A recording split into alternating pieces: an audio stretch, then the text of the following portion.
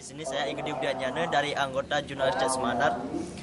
Saya akan melaporkan tentang bagaimana Bapak dan Ibu guru serta siswa serta OSIS serta Wasmidi akan mengadakan suatu disiplinan tentang bagaimana cara berpakaian siswi SMA Negeri 2 Banjar. Sekarang saya sudah berada di halaman SMA Negeri 2 Banjar. Bisa terlihat di sini para OSIS sedang melaksanakan razia tentang kedisiplinan cara berpakaian siswa SMA Negeri 2 Banjar.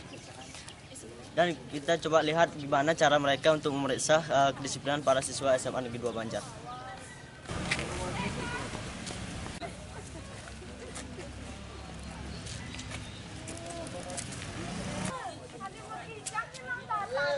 Ada dirubah.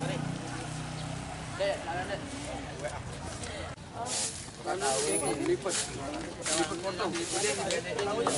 Jangan deh.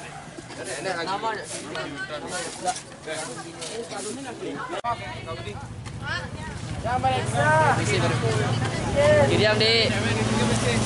Ingat ya, baju juga lihat, bajunya lihat ya, bajunya lihat. Kalau dikecilin, tengahin deh, komponen. Tengah, dek ke tengah.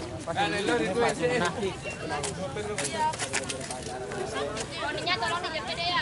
Kalau serem.